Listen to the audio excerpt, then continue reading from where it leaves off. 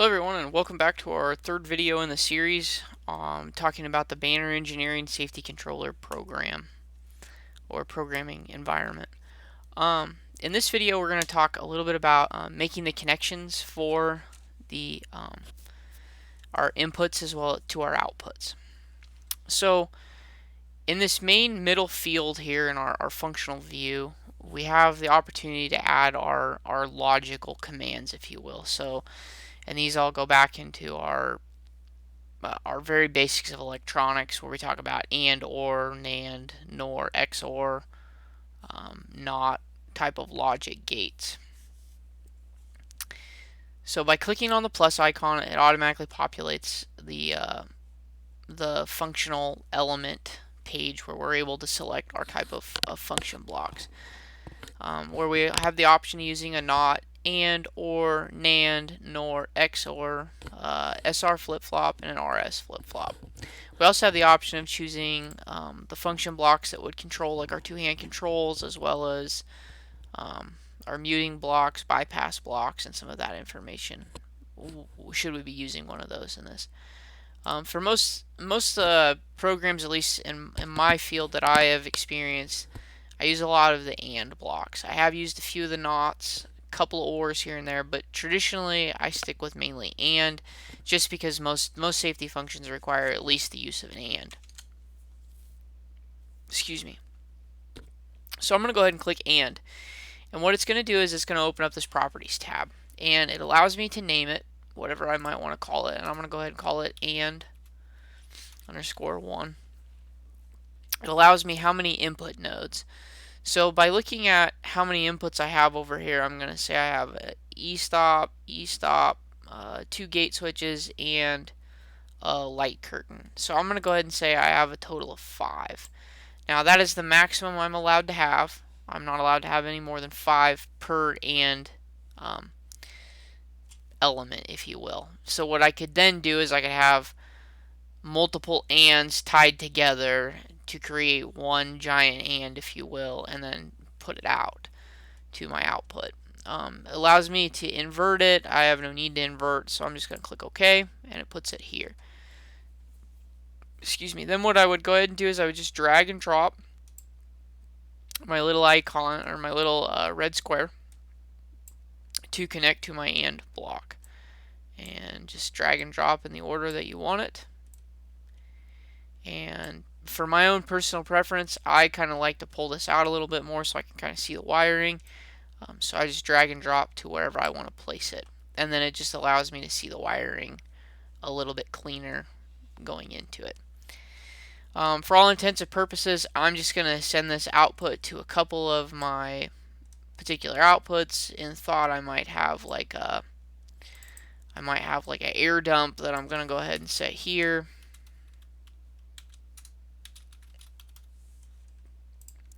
And then I might have an MCR type of relay controlling most of my drive power, something along those lines.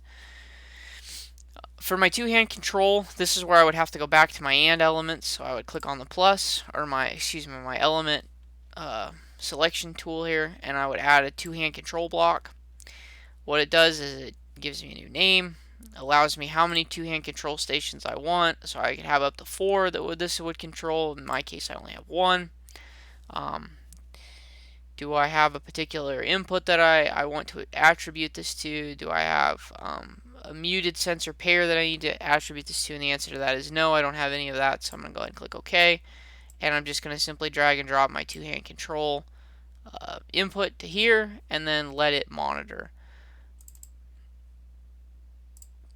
Now what that's allowing this system to do is it's allowing it to be the control that is saying, okay, you have X amount of time for the two-hand control to see both of them come on, and generally that's within a few milliseconds. So you would almost have to touch both sensors simultaneously is kind of what it's saying within the program. It's not put your left hand on the one and then wait a couple of seconds and put your right hand on the other control.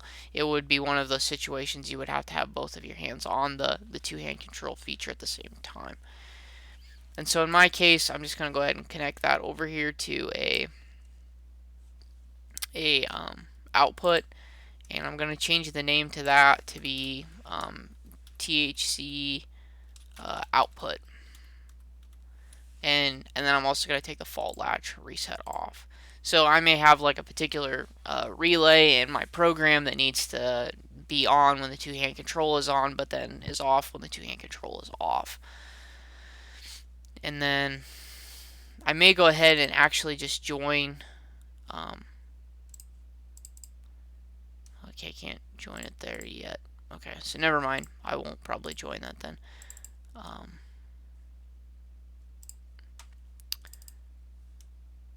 If you wanted to click the advanced, yeah, so you can allow, if you open up the advanced tab on your output, you could change your monitoring time lane. You could add a delay, on delay or off delay, and you could add like a power up mode kind of thing. But I have no need for any of that here on this particular program.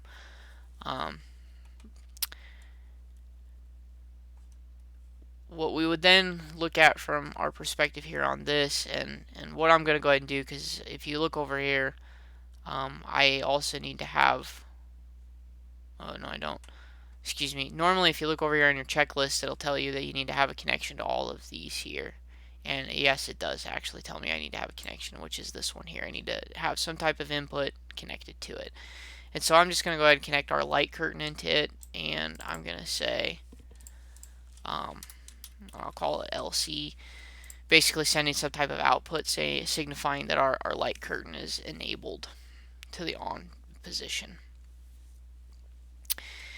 Then we're also needing a fault reset of some sort. So we've already created our manual reset push button here, and we're going to go ahead and connect it to all of them. And we have the opportunity to connect these to multiple input receptions, if you will. So for instance, if I wanted to just use this single e-stop but have 4 multiple outputs, I could go ahead and connect it to all instances of my outputs here. Entirely up to your need once again. My need in this particular case doesn't present itself for that application, but it does go back to what is your need for your thing. So going back over here to my checklist, says configuration is valid and can be sent to the controller, no errors, no issues. I also have the opportunity, now that I have something here, that up in the upper ribbon here, I have an option to do a simulation mode. So by clicking on the simulation mode, it's just giving me the warning saying that this isn't a substitution, but this is allowing you to see what it is. And again, it's how do you need to configure it for your application. So in the simulation mode, I have this little simulator that has popped up here, and it needs to be started, and it allows me 100% step intervals of 2 milliseconds.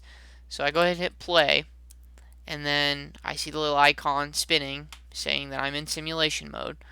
And by clicking on each one of my inputs, it makes it go green as if it's in the correct state or safe state in some instances. So I go ahead and click all of these to my and position, and we can see that all of them are functioning as we would request them to. We see that our two-hand control is coming on as requested, and we can see that our manual reset's working too. So by triggering each one of these, we have all of them functioning. To shut off the simulator, should you require to do so, you can just hit pause, or you could go ahead and leave it running and just hit the simulation button up above. And that would then turn off all of these.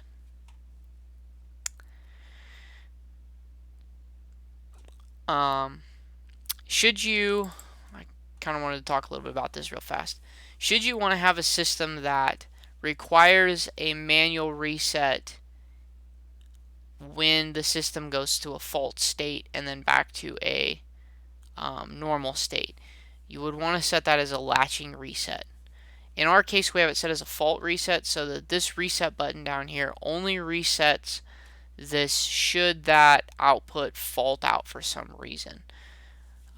If we want it to be a latching reset, that would be a reset that requires you to hit the manual reset button after, say, an e-stop is pressed or after a gate switch is open or something along those lines. So just kind of something you really need to pay attention to as, again, what is your requirement or what is your need here. Anyway, that concludes all that I have for this particular video. We'll talk a little bit more about the wiring diagram and some of our ladder logic in our next video. So stay tuned and thank you for watching.